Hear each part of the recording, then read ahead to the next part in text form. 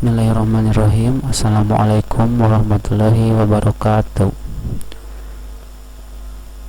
Nah, pada pertemuan kali ini kita akan membahas mengenai materi mengumpulkan dan menyajikan data.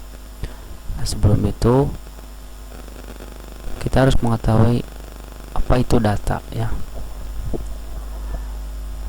Nah, data adalah suatu keterangan yang diperlukan untuk memecahkan suatu masalah atau mendapatkan gambaran suatu keadaan. Nah, data dapat diperoleh misalkan dari hasil ujian siswa, skor suatu pertandingan, pengukuran tinggi badan, pendataan penduduk, dan lain-lain. Nah, cara mengumpulkan data dapat dilakukan dengan beberapa cara. Satu, dengan pengamatan langsung atau disebutnya observasi. Yang kedua, angket atau kuesioner. Yang ketiga, wawancara. Nah, setelah kita melakukan pengumpulan data dengan salah satu cara tadi, nah, kita dapat menyajikan hasilnya dengan cara yang pertama, disajikan dalam bentuk tabel, kedua diagram garis, ketiga diagram batang, keempat diagram lingkaran, dan yang terakhir adalah diagram gambar atau piktogram. Nah, misalkan kita punya contoh soal hasil ulangan matematika siswa kelas 5 adalah sebagai berikut. Nah, ada yang nilainya 6, kemudian 6 lagi, 5, 7, 8, 8, 4, 9, 8, 8, dan seterusnya. Nah, dari hasil tersebut akan disajikan ke dalam bentuk tabel. Nah, yang pertama, nah, kita memberikan judul yaitu penilai ulangan matematika kelas 5. Kemudian, nah, kita akan masukkan data tersebut ke dalam tabel, yaitu ada dua variabel, yaitu ada nilai dan banyak siswa. Nilai kita ambil dari nilai yang paling kecil, kita urut ke nilai sampai ke nilai yang paling besar. Dari data tersebut, nilai yang paling kecil adalah nilai 4 dan yang paling tinggi adalah nilai 10. Nah, kita akan mencari nilai-nilai tersebut. Nah, kita cari dulu nilai yang pertama, nilai 4.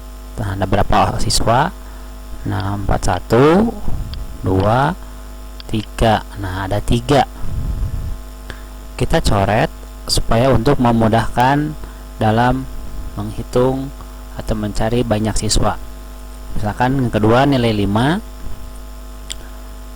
Nilai 5 ada 1, kemudian 2, 3, 4.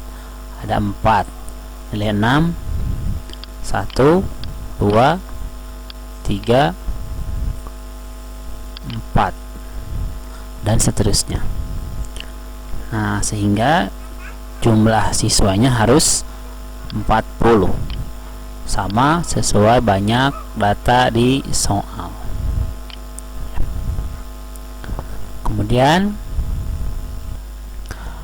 nah, dengan menyajikan diagram garis. Nah, tabel tadi kita akan sajikan dalam bentuk diagram garis. Nah, yang pertama lihat, sama dengan memberikan judul. Kemudian lihat, ya, di sini ada dua. Yang pertama yaitu yang di bawah adalah, nah, ini nilai, ya. Kemudian yang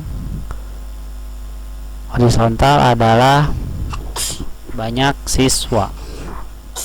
Nah, kita menggunakan skala 1. Nah, mulai dari 1, 2, 3, 4, 5, 6 sampai 12. Karena di sini paling tinggi adalah 11, ya.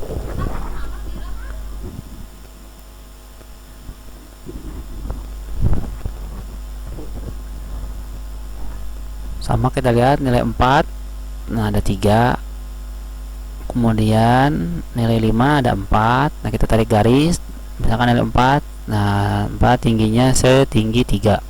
kemudian nilai 5 setinggi 4, nilai 6 setinggi 4 juga, nilai 7 setinggi 7, nilai 8 setinggi 11, 9 setinggi 8, dan 10 setinggi 3. Nah, kemudian titik-titik tersebut ditarik garis. Ya, tarik garis, tarik garis.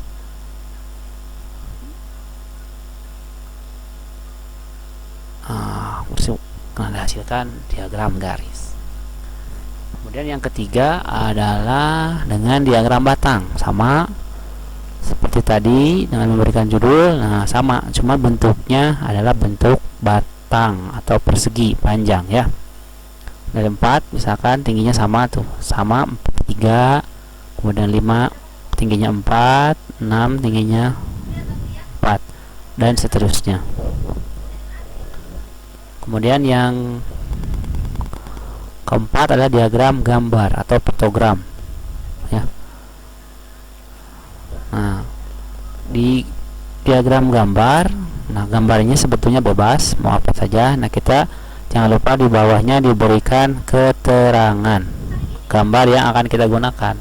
Contoh yang digambar, contoh yang kita contohkan gambar ini ya. Gambar ini artinya 2 orang. Nah, berarti nilai 4 kan ada 3 orang ya. Ya, ini berarti 2.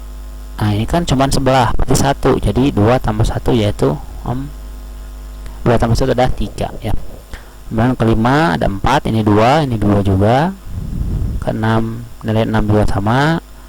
Nah, nilai 7, nah ini 2, ini 2, ini 2, ini 2, dan itu 1. Jadi jumlahnya adalah 7, dan seterusnya. Nah, untuk yang terakhir adalah diagram lingkaran, akan kita bahas di pertemuan selanjutnya.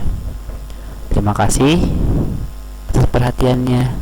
Wassalamualaikum warahmatullahi wabarakatuh.